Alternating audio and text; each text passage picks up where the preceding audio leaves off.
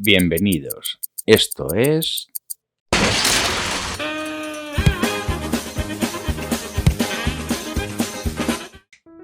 Hola, buenas y bienvenidos a un nuevo vídeo de relojería para torpes. Continuamos con el capítulo de tribología y en este vídeo vamos a tratar el tema del desgaste. El desgaste se produce cuando la materia se desprende de las piezas que están en contacto. El índice de desgaste es el volumen de la materia desprendida por unidad de longitud desplazada. Se expresa en metros cúbicos por nanómetro, por newton metro, ¿no? O lo que es lo mismo, metros cuadrados partido newton al menos 1. O metro cuadrado partido newton. Vamos.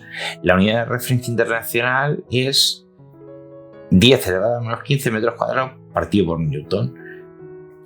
Por encima de este valor, la lubricación es insuficiente. Por debajo, la lubricación es satisfactoria. En relojería es normal situarse por debajo de 10 elevado a menos 17 metros cuadrados partido newton. O sea, aquí estamos hablando de unidades muy pequeñas.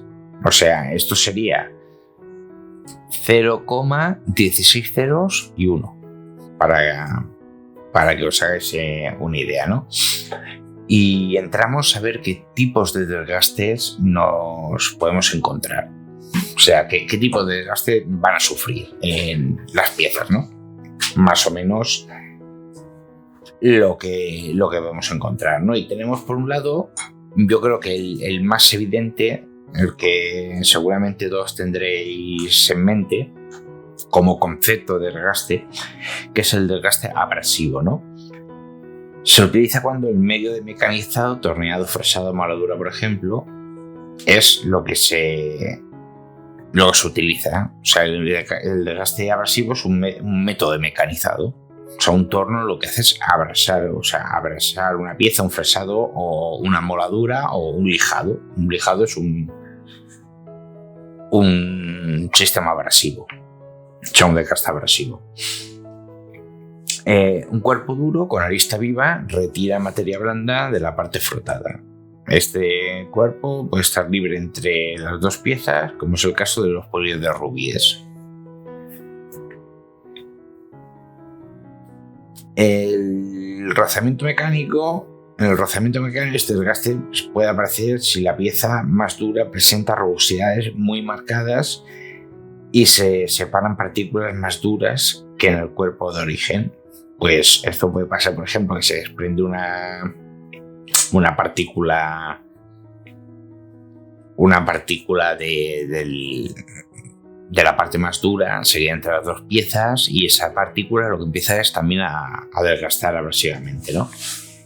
Que es un rozamiento mecánico. El desgaste abrasivo se produce en el aderezo del reloj. Se habla de desgaste de dos cuerpos cuando se roza el reloj con una pared, o tres cuerpos cuando hay un abrasivo fino presente como la fibra de la ropa, ¿no? Entonces tendríamos lo que es un desgaste abrasivo de dos cuerpos o de tres cuerpos, según haya o no un medio intermedio entre las dos superficies. Luego tendremos lo que es el desgaste erosivo.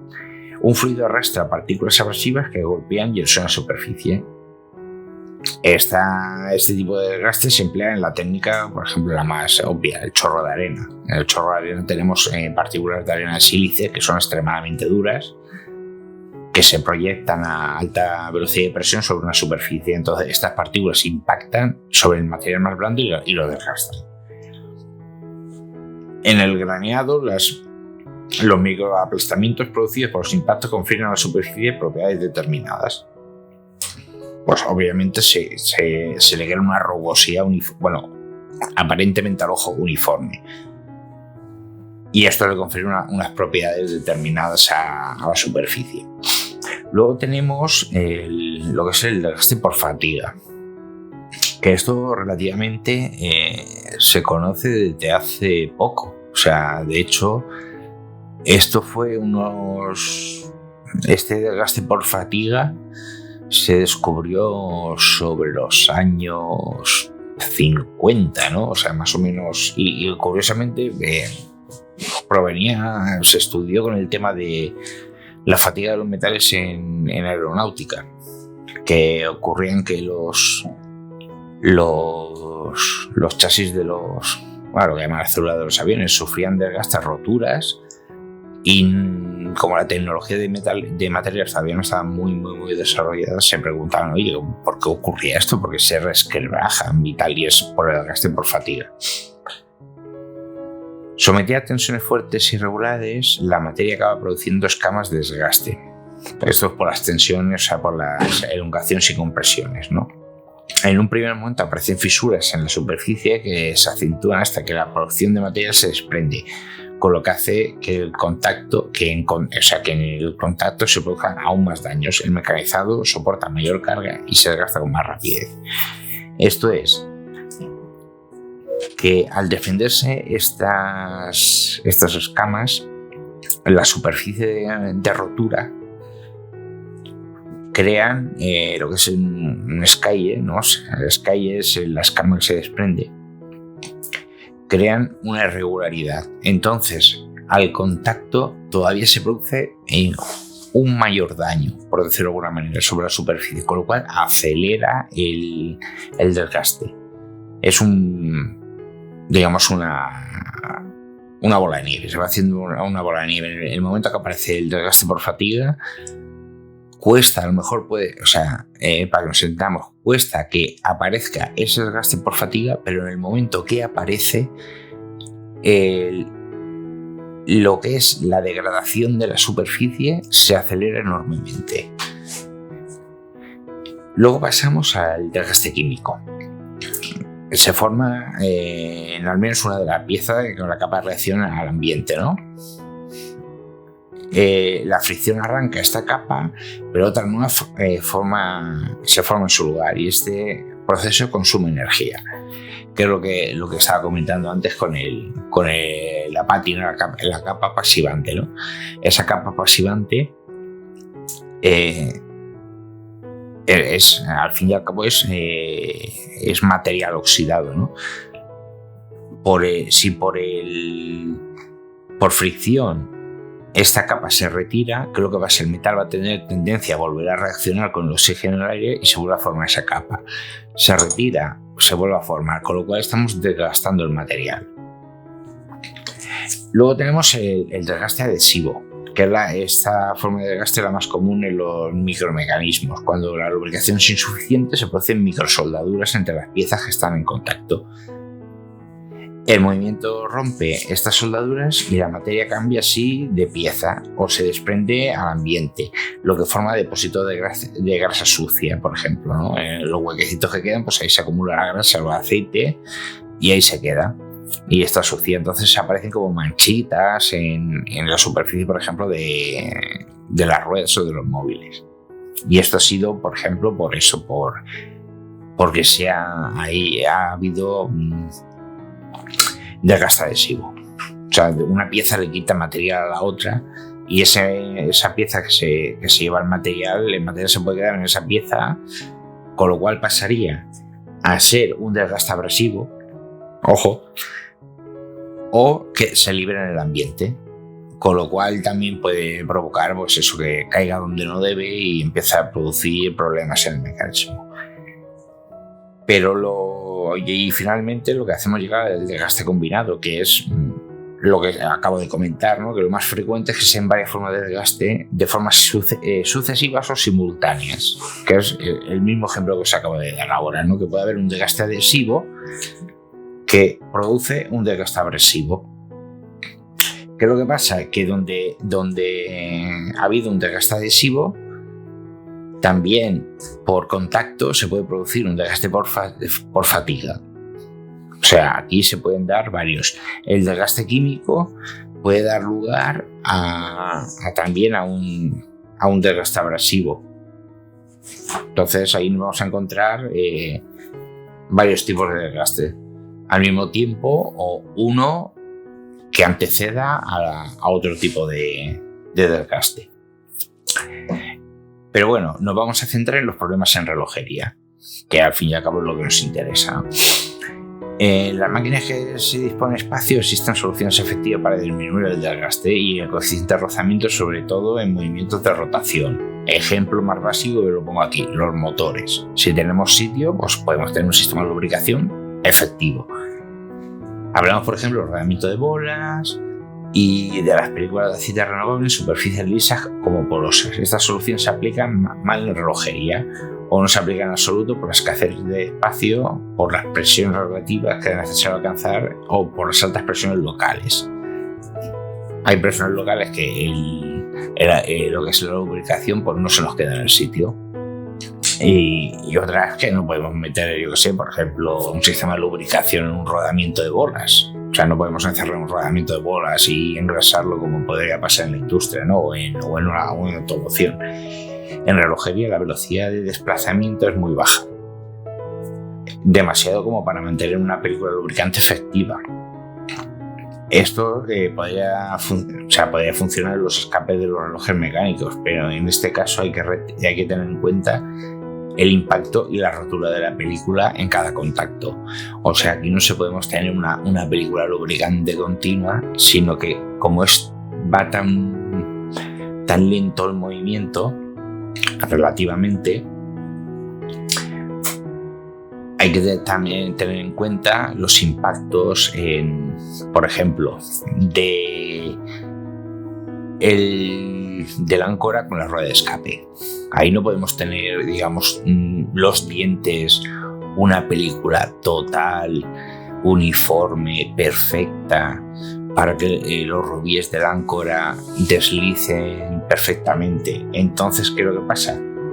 Que los lubricantes en relojería deben ser eficaces y durar años, a pesar de que se emplean apenas unos microgramos en cada punto lubricado. O sea, volvemos al ejemplo del áncora. De ahí le ponemos grasa, la 9415, por ejemplo, de Moebius, y le ponemos microgramos. O sea, si habéis visto los vídeos de servicios de reloj, sin ir más lejos, este último del SKX 009, al áncora se le pone, hablando coloquialmente, se le pone una miseria lubricante. O sea, ahí estoy utilizando el aceitador más fino que hay y digamos que se le pone nada, o sea, tocar la piedra. Entonces, ese lubricante, daos cuenta de que tiene que durar, tiene que estar lubricando la rueda, pongámosles un tiempo estándar, 5 años. Entonces son lubricantes que es eso, que tienen que lubricar muy bien, ser muy eficaces y durar muchos años haciendo una función en la cual resulta que no tenemos un contacto continuo como para tener una película de lubricación. Entonces las soluciones consisten en mantener las superficies completamente limpias y aplicar pequeñas cantidades del lubricante más apropiado, que aquí es lo que viene siempre. Ante todo, limpieza. ¿Por qué? Porque vamos a evitar desgastes por abrasión, por ejemplo, y que solamente entre las dos superficies no haya otra cosa que no sea el lubricante. Y claro, no va a ser lo mismo un lubricante de la rueda de escape que el lubricante de la rueda de segundos o el lubricante del barrilete. Entonces ahí es otra cosa muy importante, que cada lubricación sea la adecuada para las presiones que ejerce. Y después emplear superficies cubiertas con otros revestimientos, autolubricantes duros, blandos, composites o sucesivos. Y aquí es donde viene el tema, ¿no? Que por ejemplo,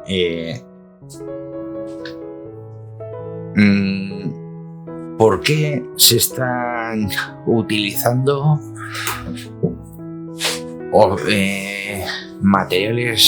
ciertos materiales plásticos en relojería en ciertos componentes? Que claro, hay gente que los critica. Y ya no es por ahorrar costes, sino por este punto que acabo de comentar. Porque ciertos plásticos son autolubricantes. ¿Qué quiere decir esto? ¿Que no necesitan lubricación? No. Cuando nos referimos a lubricación es a reducción de coeficiente de rozamiento entre las dos superficies. ¿Qué es lo que pasa? Un plástico inyectado hoy día tiene muchísimo menor coeficiente de rozamiento que un metal, con lo cual es una solución, aparte de más económica, porque, por ejemplo, para hacer una rueda de cambio de calendario no necesitamos tantas piezas para componer el mecanismo de cambio de calendario, pero aparte es que nos estamos quitando el problema de la lubricación. O sea, que muchas veces no hay que pensar mal de no, es que lo hacen solamente por economía. Ojo, por economía sí, pero por quitarse dolores de cabeza también, porque aparte el plástico se desgasta, ojo, se desgasta muchísimo menos que un metal mal lubricado. Entonces eso hay que tenerlo en cuenta y cuando hablamos de no, es que se está, no, hay que tener ciertas ideas claras, y que sí, que puede ser que sea por eso, y es que me estoy repitiendo, puede ser que sea por tema económico, que también, pero también es por quitarse ciertos problemas de lubricación. Sin ir más lejos, antes también las ruedas de calendario, los discos de calendario los hacían metálicos, y ahora casi todos los relojes lo tienen, y sobre todo relojes de 2.000 euros para abajo lo tienen plástico. ¿Por qué? Porque te quitas el problema de óxidos, de lubricaciones y lo vuelvo a repetir, y de desgastes. Entonces, pues, este es el segundo vídeo del capítulo de tribología, y en el próximo lo que vamos a ver es el tema de la limpieza. Hoy ya que hemos hablado que tienen que estar las superficies completamente limpias en relojería con el lubricante apropiado, pues vamos a ver primeramente la limpieza y después veremos la lubricación. Pues nada, si os ha gustado este vídeo, como siempre, darle a like, compartid, sugerencias, comentarios, preguntas, dudas, donde siempre a la parte de abajo, y nos vemos en el próximo vídeo. Un saludo.